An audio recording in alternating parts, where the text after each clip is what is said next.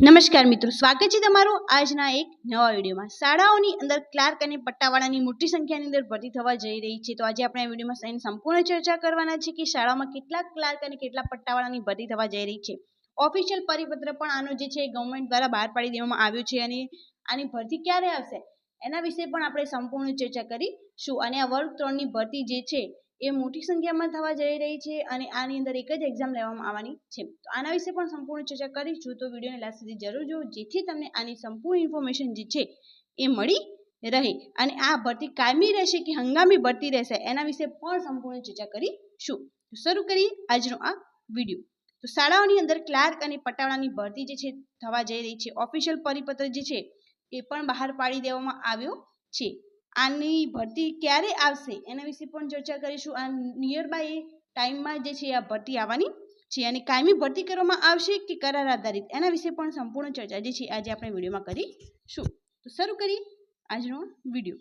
તો commissionerate of school દ્વારા જે છે વિદ્યા સમીક્ષા કેન્દ્ર દ્વારા જે છે આ નોટિફિકેશન બહાર પાડવામાં આવી ચૂકી છે અને અહીંયા એમની બધી ઇન્ફોર્મેશન્સ આપેલી છે અને આ નોટિફિકેશન જે છે એ 13/1/2025ના રોજ બહાર પાડવામાં આવી છે। ત્યારબાદ એમની વિષયમાં લખ્યું છે કે રાજ્યની ગ્રાન્ટેડ શાળામાં ખાલી પડેલ ક્લાર્ક અને સેવકની જગ્યાઓ સંદર્ભે તો એમની જગ્યાઓ ભરવા રિગાર્ડિંગ આ એમની ઓફિશિયલ નોટિફિકેશન જે છે એ બહાર પાડી દેવામાં આવી છે।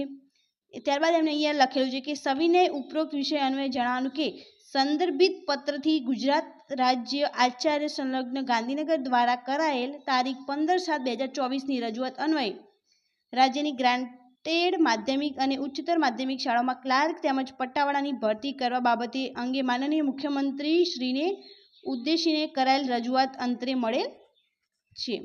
તો જે છે કે 15/7/2024 આની રજૂઆત કરવામાં આવી હતી કે ગ્રાન્ટેડ માધ્યમિક અને ઉચ્ચતર માધ્યમિક શાળાઓની અંદર ક્લાર્ક તેમજ પટ્ટાવાળાની ભરતી કરવામાં આવે। બિન સરકારી અને અનુદાનિત માધ્યમિક અને ઉચ્ચતર માધ્યમિક શાળામાં ક્લાર્કની ભરતી બાબતે જણાવવાનું કે શિક્ષણ વિભાગના તારીખ 16/8/2017ના 7મા પગાર પંચની ભલામણના આધારે બિન સરકારી માધ્યમિક અને ઉચ્ચતર માધ્યમિક શાળાઓમાં શૈક્ષણિક અને બિન શૈક્ષણિક કર્મચારીઓના પગાર ધોરણની સુધારણા બાબતે ઠરાવમાં શરત નંબર 10માં ભારત સરકાર અને ગુજરાત સરકારની સૂચનાઓ મુજબ વર્ગ 3 સંવર્ગની તમામ જગ્યાઓ લેખિત પરીક્ષાથી ભરવાની રહેશે તેમજ ઠરાવેલ છે। મીન્સ આજે ક્લાર્ક જે છે ક્લાર્ક તેમજ જે પટ્ટાવાળાની જોબ છે એની અંદર 5મું પગાર પંચ જે છે એના મુજબ એમને પગાર ધોરણ રહેશે। તેની સાથે સાથે એમને લેખિત પરીક્ષા જે છે એ આની અંદર આપવાની રહે છે અને જો એ લેખિત પરીક્ષામાં પાસ થશે તો એમનું સિલેક્શન કરવામાં આવશે અને એ વર્ગ 3ની અંદર જે છે એ ગણવામાં આવશે।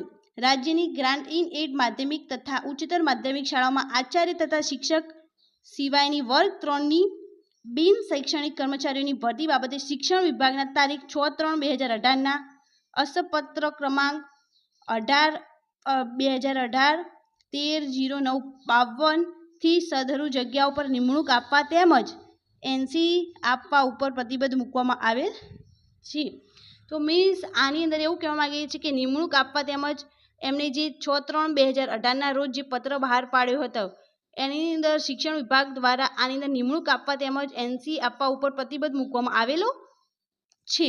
પરંતુ બિન સરકારી અને અનુદાનિત માધ્યમિક અને ઉચ્ચતર માધ્યમિક શાળાઓ માટે 11 માસના કરાર આધારિત શાળા સહાયકની કામગીરી લેવા આની અંદર કરાર આધારિત 11 માસ જે છે એની અંદર કરવામાં આવશે। જે ફૂલ ટાઈમ કર્મચારીઓ હોય એના ઉપર અત્યારે પ્રતિબંધ મૂકવામાં આવેલો છે।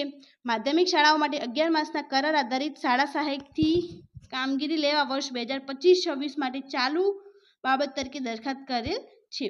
શિક્ષણ વિભાગ દ્વારા ઉક્ત દરખાસ્તની મંજૂરી અંગેના સ્પષ્ટ આદેશો મળેથી આગળની કાર્યવાહી હાથ ધરવામાં આવશે। શિક્ષણ વિભાગ દ્વારા આની આગળની ઇન્ફોર્મેશન આપવામાં આવશે પછી આની આગળની કાર્યવાહી કરવામાં આવશે। ત્યારબાદ જે પટ્ટાવાળા છે કે ગુજરાત સરકાર શિક્ષણ વિભાગના ઠરાવ ક્રમાંક 11/14/CC 28 ગ તારીખ 2/2/2016 અન્વયથી બિન સરકારી અનુદાનિત માધ્યમિક અને ઉચ્ચતર માધ્યમિક શાળામાં બિન શૈક્ષણિક વર્ગ 4 કર્મચારી તરીકે બિનકુશળ શ્રમયોગીની સેવાઓ લેવાનું નક્કી કરે છે। જે હકીકતથી માનનીય મુખ્યમંત્રી માયાળુ ધ્યાન દોરવા વિનંતી। મીન્સ બિનકુશળ શ્રમયોગી જે છે એમને પટ્ટાવાળા તરીકે શૈક્ષણિક વર્ગ 4ની અંદર જે છે એમની ભરતી થવા જઈ રહી છે। તો આ બંનેની અંદર જે છે ભરતી થવા જઈ રહી છે અને આની ક્રમાંક પ્રમાણે એમને જે છે એમની એક્ઝામ્સ પછી એમને કેવી રીતે સિલેક્શન થશે એની પણ એમની ઇન્ફોર્મેશન અલગ અલગ રીતે આપેલી છે. જે પટ્ટાવાળા છે એની અંદર બિનકુશળ શ્રમયોગીની જે છે એમનું સિલેક્શન જે છે કરવામાં આવશે. તો આ બંને ગવર્મેન્ટ દ્વારા ઇન્ફોર્મેશન બહાર પાડવામાં આવી છે કે આ બંને ભરતી પર જે છે અથવા જે જોબ છે એના ઉપર ભરતી થવા જઈ રહી છે. તો આ વિડીયોને શેર કરો જેથી જે આની અંદર અપ્લાય કરવા માંગતા હોય એમને આની સંપૂર્ણ ઇન્ફોર્મેશન મળી રહે અને એ આની અંદર અપ્લાય કરી શકે. Thank you so much for watching.